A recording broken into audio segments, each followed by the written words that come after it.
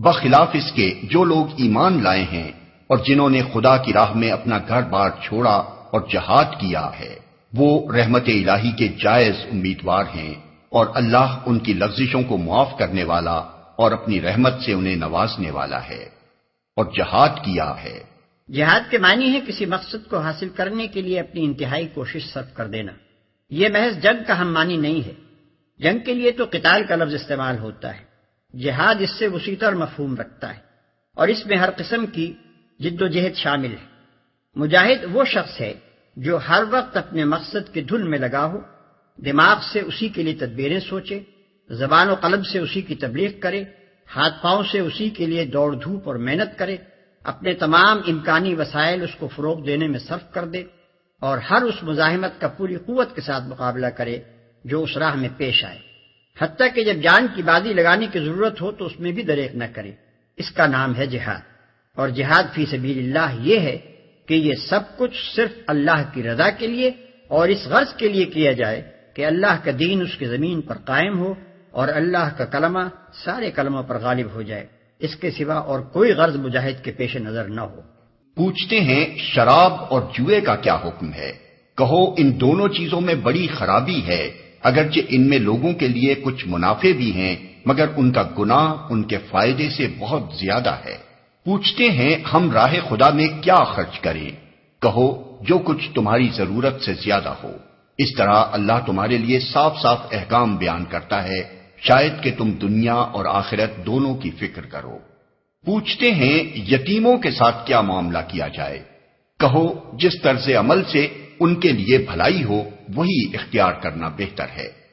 اگر تم اپنا اور ان کا خرچ اور رہنا سہنا مشترک رکھو تو اس میں کوئی مذائقہ نہیں، آخر وہ تمہارے بھائی بند ہی تو ہیں۔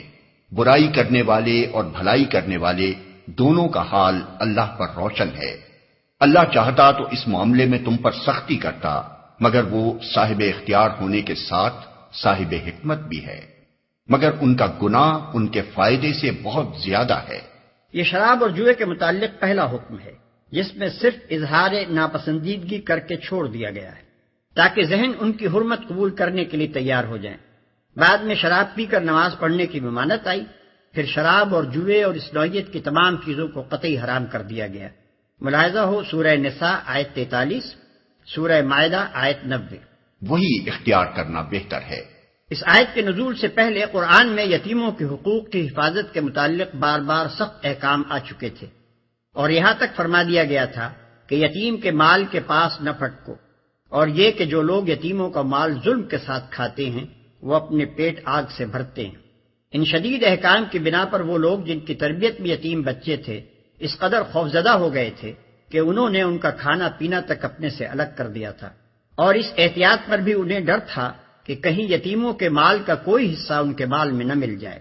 اسی لیے انہوں نے نبی صلی اللہ علیہ وسلم سے دریافت کیا کہ ان بچوں کے ساتھ ہمارے معاملے کی صحیح صورت کیا ہے۔ تم مشرک عورتوں سے ہرگز نکاح نہ کرنا جب تک کہ وہ ایمان نہ لے آئیں۔ ایک مومن لونڈی مشرک شریف زادی سے بہتر ہے اگرچہ وہ تمہیں بہت پسند ہو، اور اپنی عورتوں کے نکاح مشرک مردوں سے کبھی نہ کرنا جب تک کہ وہ ایمان نہ لے آئیں۔ ایک مومن غلام مشرک شریف سے بہتر ہے اگرچہ وہ تمہیں بہت پسند ہو۔ یہ لوگ تمہیں آگ کی طرف بلاتے ہیں، اور اللہ اپنے اذن سے تم کو جنت اور مغفرت کی طرف بلاتا ہے، اور وہ اپنے احکام واضح طور پر لوگوں کے سامنے بیان کرتا ہے۔ توقع ہے کہ وہ سبق لیں گے اور نصیحت قبول کریں گے۔ یہ لوگ تمہیں آگ کی طرف بلاتے ہیں۔ یہ ہے علت و مصلحت اس حکم کی جو مشرکین کے ساتھ شادی بیاہ کا تعلق نہ رکھنے کے متعلق اوپر بیان ہوا تھا۔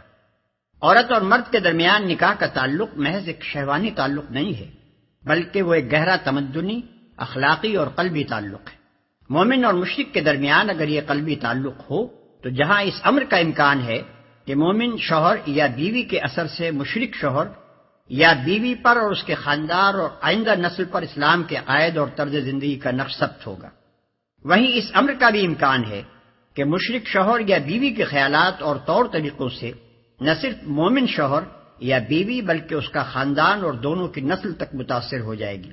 اور غالب امکان اس امر کا ہے کہ ایسے ازدواج سے اسلام اور کفر و شرک کی ایک ایسی باجون مرکب اس گھر اور اس خاندان میں پرورش پائے گی جس کو غیر مسلم خواہ کتنا ہی پسند کریں مگر اسلام کسی طرح پسند کرنے کے لیے تیار نہیں ہے۔ جو شخص صحیح معنوں میں مومن ہو وہ محض اپنے جذبات شہوانی کی تسکین کے لیے کبھی یہ خطرہ مول نہیں لے سکتا کہ اس کے گھر اور اس کے خاندان میں کافرانہ و مشرکانہ خیالات اور طور طریقے پرورش پائیں، اور وہ خود بھی نادانستہ اپنی زندگی کے کسی پہلو میں کفر و شرک سے متاثر ہو جائے۔ اگر بالفرض ایک فرد مومن کسی فرد مشرک کے عشق میں بھی مبتلا ہو جائے تب بھی اس کے ایمان کا اقتضا یہی ہے کہ وہ اپنے خاندان، اپنی نسل اور خود اپنے دین و اخلاق پر اپنے شخصی جذبات قربان کر دے۔ پوچھتے ہیں حیض کا کیا حکم ہے؟ کہو وہ ایک گندگی کی حالت ہے، اس میں عورتوں سے الگ رہو اور ان کے قریب نہ جاؤ جب تک کہ وہ پاک صاف نہ ہو جائیں، پھر جب وہ پاک ہو جائیں تو ان کے پاس جاؤ اس طرح جیسا کہ اللہ نے تم کو حکم دیا ہے۔ اللہ ان لوگوں کو پسند کرتا ہے جو بدی سے باز رہیں اور پاکیزگی اختیار کریں۔ وہ ایک گندگی کی حالت ہے۔ اصل میں اذا کا لفظ استعمال ہوا ہے جس کے معنی گندگی کے بھی ہیں اور بیماری کے بھی۔ حیض صرف ایک گندگی ہی نہیں ہے بلکہ طبی حیثیت سے وہ ایک ایسی حالت ہے جس میں عورت تندرستی کی بنسبت بیماری سے قریب تر ہوتی ہے جب تک کہ وہ پاک صاف نہ ہو جائیں۔ قرآن مجید اس قسم کے معاملات کو استعاروں اور کنایوں میں بیان کرتا ہے، اس لیے اس نے الگ رہو اور قریب نہ جاؤ کے الفاظ استعمال کیے ہیں، مگر اس کا مطلب یہ نہیں ہے کہ حائضہ عورت کے ساتھ ایک فرش پر بیٹھنے یا ایک جگہ کھانا کھانے سے بھی احتراز کیا جائے اور اسے بالکل اچھوت بنا کر رکھ دیا جائے جیسا کہ یہود اور ہنود اور بعض دوسری قوموں کا دستور ہے۔ نبی صلی اللہ علیہ وسلم نے اس حکم کی جو توضیح فرما دی ہے اس سے معلوم ہوتا ہے کہ اس حالت میں صرف فعل مباشرت سے پرہیز کرنا چاہیے، باقی تمام تعلقات بدستور برقرار رکھے جائیں۔ پھر جب وہ پاک ہو جائیں تو ان کے پاس جاؤ اس طرح جیسا کہ اللہ نے تم کو حکم دیا ہے۔ یہاں حکم سے مراد حکم شرعی نہیں ہے بلکہ وہ فطری حکم مراد ہے جو انسان اور حیوان سب کی جبلت میں ودیت کر دیا گیا ہے اور جس سے ہر متنفس بالطبع واقف ہے۔ تمہاری عورتیں تمہاری کھیتیاں ہیں، تمہیں اختیار ہے جس طرح چاہو اپنی کھیتی میں جاؤ، مگر اپنے مستقبل کی فکر کرو اور اللہ کی ناراضی سے بچو۔ خوب جان لو کہ تمہیں ایک دن اس سے ملنا ہے، اور اے نبی جو تمہاری ہدایات کو مان لیں انہیں فلاح و سعادت کا مژدہ سنا دو۔ جس طرح چاہو اپنی کھیتی میں جاؤ۔ یعنی فطرت اللہ نے عورتوں کو مردوں کے لیے سیرگاہ نہیں بنایا ہے بلکہ ان دونوں کے درمیان کھیت اور کسان کا تعلق ہے۔ کھیت میں کسان محض تفریح کے لیے نہیں جاتا بلکہ اس لیے جاتا ہے کہ اس سے پیداوار حاصل کرے۔ نسل انسانی کے کسان کو بھی انسانیت کی اس کھیتی میں اس لیے جانا چاہیے کہ وہ اس سے نسل کے پیداوار حاصل کرے۔ خدا کی شریعت کو اس سے بحث نہیں کہ تم اس کھیت میں کاشت کس طرح کرتے ہو، البتہ اس کا مطالبہ تم سے یہ ہے کہ جاؤ کھیت ہی میں اور اس غرض کے لیے جاؤ کہ اس سے پیداوار حاصل کرنی ہے۔ مگر اپنے مستقبل کی فکر کرو۔ جامع الفاظ ہیں جن سے دو مطلب نکلتے ہیں اور دونوں کی یکساں اہمیت ہے۔ ایک یہ کہ اپنی نسل برقرار رکھنے کی کوشش کرو تاکہ تمہاری دنیا چھوڑنے سے پہلے تمہاری جگہ دوسرے کام کرنے والے پیدا ہوں۔ دوسرے یہ کہ جس آنے والی نسل کو تم اپنی جگہ چھوڑنے والے ہو اس کو دین، اخلاق اور آدمیت کے جوہروں سے آراستہ کرنے کی کوشش کرو۔ بعد کے فقرے میں اس بات پر بھی تنبیہ فرما دی ہے کہ اگر ان دونوں فرائض کے ادا کرنے میں تم نے قصداً کوتاہی کی تو اللہ تم سے باز پرس کرے گا۔ اللہ کے نام کو ایسی قسمیں کھانے کے لیے استعمال نہ کرو جن سے مقصود نیکی اور تقوی اور بندگان خدا کی بھلائی کے کاموں سے باز رہنا ہو۔ اللہ تمہاری ساری باتیں سن رہا ہے اور سب کچھ جانتا ہے، اور بندگان خدا کی بھلائی کے کاموں سے باز رہنا ہو۔ احادیث صحیحہ سے معلوم ہوتا ہے کہ جس شخص نے کسی بات کی قسم کھائی ہو اور بعد میں اس پر واضح ہو جائے کہ اس قسم کے توڑ دینے ہی میں خیر اور بھلائی ہے، اسے قسم توڑ دینی چاہیے اور کفارہ ادا کرنا چاہیے۔ قسم توڑنے کا کفارہ 10 مسکینوں کو کھانا کھلانا یا انہیں کپڑے پہنانا یا ایک غلام آزاد کرنا یا 3 دن کے روزے رکھنا ہے۔ ملاحظہ ہو سورہ مائدہ آیت 89۔ جو بےمانی قسمیں تم بلا ارادہ کھا لیا کرتے ہو ان پر اللہ گرفت نہیں کرتا، مگر جو قسمیں تم سچے دل سے کھاتے ہو ان کی باز پرس وہ ضرور کرے گا۔ اللہ بہت درگزر کرنے والا اور بردبار ہے۔ ان پر اللہ گرفت نہیں کرتا۔ یعنی بطور تکیہ کلام کے بلا ارادہ جو قسمیں زبان سے نکل جاتی ہیں، ایسی قسموں پر نہ کفارہ ہے اور نہ ان پر مواخذہ ہوگا۔ جو لوگ اپنی عورتوں سے تعلق نہ رکھنے کی قسم کھا بیٹھتے ہیں ان کے لیے 4 مہینے کی مہلت ہے۔ اگر انہوں نے رجوع کر لیا تو اللہ معاف کرنے والا اور رحیم ہے۔ ان کے لیے 4 مہینے کی مہلت ہے۔ اصطلاح شرع میں اس کو ایلا کہتے ہیں۔ میاں اور بیوی کے درمیان تعلقات ہمیشہ خوشگوار تو نہیں رہ سکتے، بگاڑ کے اسباب پیدا ہوتے ہی رہتے ہیں، لیکن ایسے بگاڑ کو خدا کی شریعت پسند نہیں کرتی کہ دونوں ایک دوسرے کے ساتھ قانونی طور پر رشتہ ازدواج میں تو بندھے رہیں مگر عملاً ایک دوسرے سے اس طرح الگ رہیں کہ گویا وہ میاں اور بیوی نہیں ہیں۔ ایسے بگاڑ کے لیے اللہ تعالیٰ نے 4 مہینے کی مدت مقرر کر دی کہ یا تو اس دوران میں اپنے تعلقات درست کر لو ورنہ ازدواج کا رشتہ منقطع کر دو، تاکہ دونوں ایک دوسرے سے آزاد ہو کر جس سے نباہ کر سکیں اس کے ساتھ نکاح کر لیں۔ آیت میں چونکہ قسم کھا لینے کے الفاظ استعمال ہوئے ہیں، اس لیے فقہائے حنفیہ اور شافعیہ نے اس آیت کا منشا یہ سمجھا ہے کہ جہاں شوہر نے بیوی سے تعلق زن و شو نہ رکھنے کی قسم کھائی ہو، صرف وہی اس حکم کا اطلاق ہوگا۔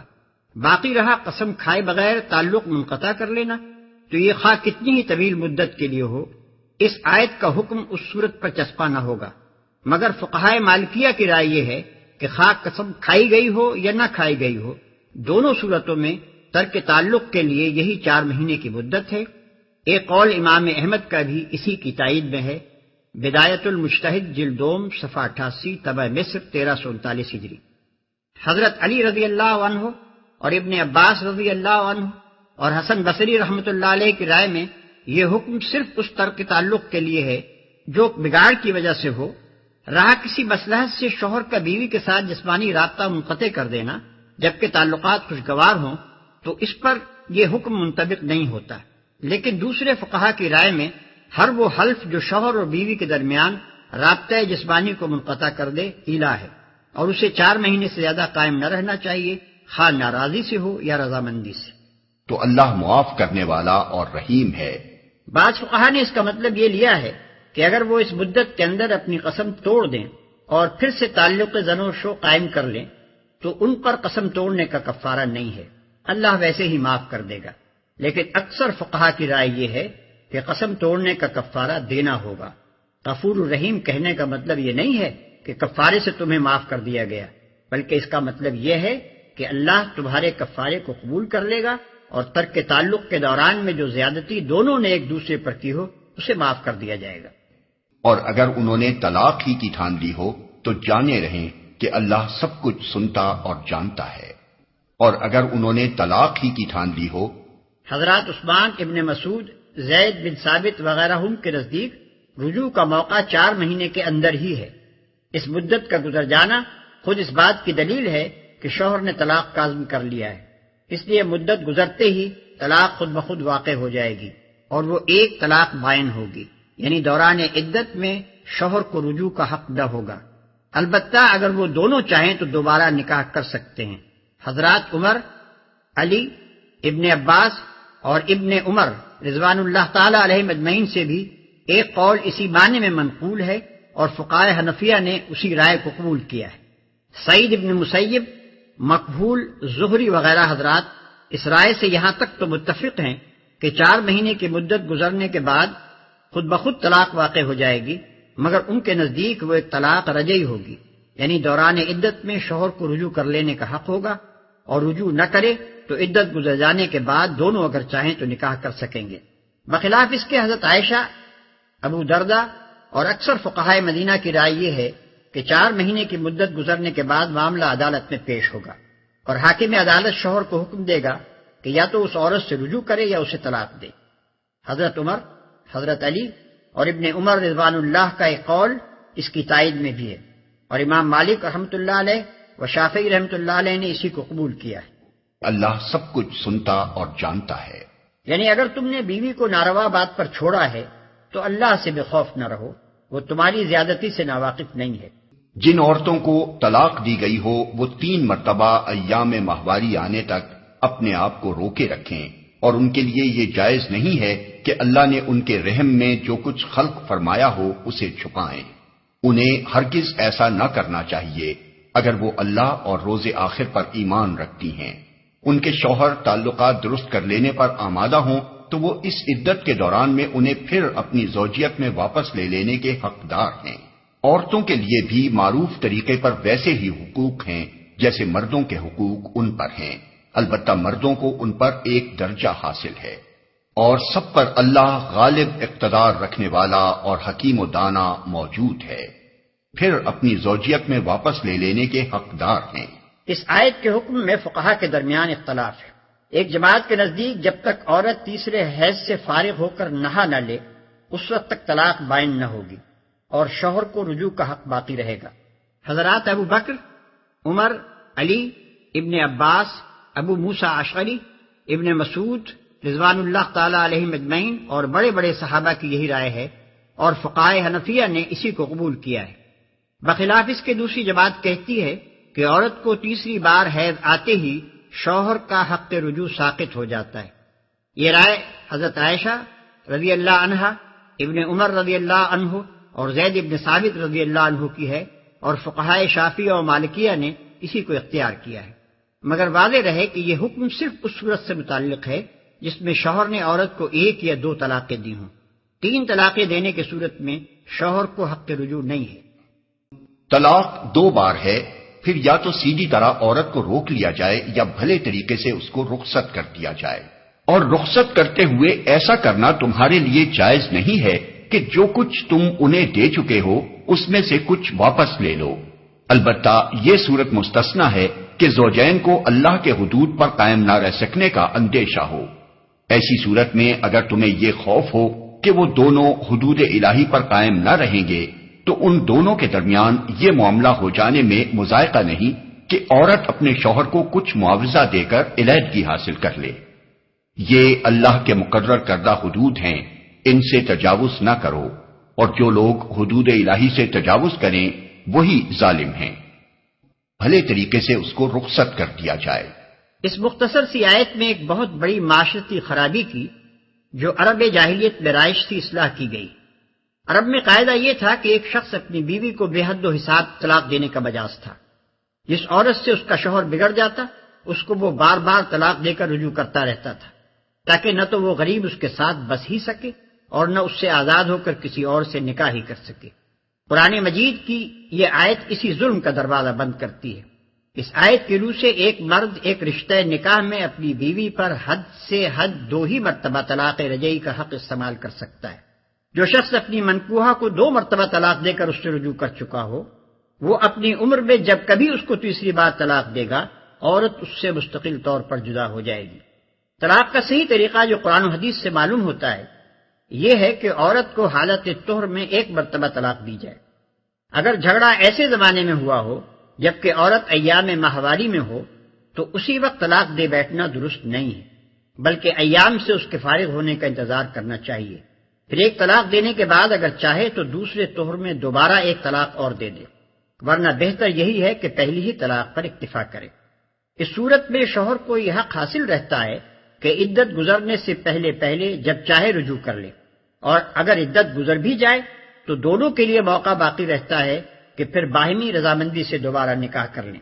لیکن تیسرے طہر میں تیسری بار طلاق دینے کے بعد نہ تو شوہر کو رجوع کا حق باقی رہتا ہے اور نہ اس کا ہی کوئی موقع رہتا ہے کہ دونوں کا پھر نکاح ہو سکے۔ رہی یہ صورت کہ ایک ہی وقت میں 3 طلاقیں دے ڈالی جائیں، جیسا کہ آج کل جوہلا کا عام طریقہ ہے، تو یہ شریعت کی روح سے سخت گناہ ہے۔ نبی صلی اللہ علیہ وسلم نے اس کی بڑی مذمت فرمائی ہے، اور حضرت عمر رضی اللہ عنہ سے یہاں تک ثابت ہے کہ جو شخص بیک وقت اپنی بیوی کو 3 طلاقیں دیتا تھا آپ اس کو درے لگاتے تھے۔ تاہم گناہ ہونے کے باوجود ائمہ اربعہ کے نزدیک تینوں طلاقیں واقع ہو جاتی ہیں اور طلاق مغلظ ہو جاتی ہے۔ اس میں سے کچھ واپس لے لو، یعنی مہر اور وہ زیور اور کپڑے وغیرہ جو شوہر اپنی بیوی کو دے چکا ہو ان میں سے کوئی چیز بھی واپس مانگنے کا اسے حق نہیں ہے۔ یہ بات ویسے بھی اسلام کے اخلاقی اصولوں کی ضد ہے کہ کوئی شخص کسی ایسی چیز کو جسے وہ دوسرے شخص کو ہبہ یا ہدیہ و تحفہ کے طور پر دے چکا ہو واپس مانگے۔ اس ذلیل حرکت کو حدیث میں اس کتے کے فعل سے تشبیہ دی گئی ہے جو اپنی ہی قے کو خود چاٹ لے، مگر خصوصیت کے ساتھ ایک شوہر کے لیے تو یہ بہت ہی شرمناک ہے کہ وہ طلاق دے کر رخصت کرتے وقت اپنی بیوی سے وہ سب کچھ رکھوا لینا چاہے جو اس نے کبھی اسے خود دیا تھا۔ اس کے برعکس اسلام نے یہ اخلاق سکھائے ہیں کہ آدمی جس عورت کو طلاق دے اسے رخصت کرتے وقت کچھ نہ کچھ دے کر رخصت کرے، جیسا کہ آگے آیت 241 میں ارشاد فرمایا گیا۔ عورت اپنے شوہر کو کچھ معاوضہ دے کر علیحدگی حاصل کر لے۔ شریعت کی اصطلاح میں اسے خلا کہتے ہیں، یعنی ایک عورت کا اپنے شوہر کو کچھ دے دلا کر اس سے طلاق حاصل کرنا۔ اس معاملے میں اگر عورت اور مرد کے درمیان گھر ہی میں کوئی معاملہ طے ہو جائے تو جو کچھ طے ہوا ہو وہی نافذ ہوگا، لیکن اگر عدالت میں معاملہ جائے تو عدالت صرف اس امر کی تحقیق کرے گی کہ آیا فی الواقع یہ عورت اس مرد سے اس حد تک متنفر ہو چکی ہے کہ اس کے ساتھ اس کا نباہ نہیں ہو سکتا۔ اس کی تحقیق ہو جانے پر عدالت کو اختیار ہے کہ حالات کے لحاظ سے جو فدیہ چاہے تجویز کرے اور اس فدیے کو قبول کر کے شوہر کو اسے طلاق دینا ہوگا۔ بالعموم فقہا نے اس بات کو پسند نہیں کیا ہے کہ جو مال شوہر نے اس عورت کو دیا ہو اس کی واپسی سے بڑھ کر کوئی فدیہ اسے دلوایا جائے۔ خلا کی صورت میں جو طلاق دی جاتی ہے وہ رجعی نہیں بلکہ بائنہ ہے، کیونکہ عورت نے معاوضہ دے کر اس طلاق کو گویا خریدا ہے، اس لیے شوہر کو یہ حق باقی نہیں رہتا کہ اس طلاق سے رجوع کر سکے۔ البتہ اگر یہی مرد و عورت پھر ایک دوسرے سے راضی ہو جائیں اور دوبارہ نکاح کرنا چاہیں تو ایسا کرنا ان کے لیے بالکل جائز ہے۔ جمہور کے نزدیک خلا کی عدت وہی ہے جو طلاق کی ہے، مگر ابو داؤد، ترمذی اور ابن ماجہ وغیرہ میں متعدد روایات ایسی ہیں جن سے معلوم ہوتا ہے کہ نبی صلی اللہ علیہ وسلم نے اس کی عدت ایک ہی حیض قرار دی تھی، اور اسی کے مطابق حضرت عثمان رضی اللہ عنہ نے ایک مقدمے کا فیصلہ کیا۔ ابن کثیر جلد اول صفحہ 276۔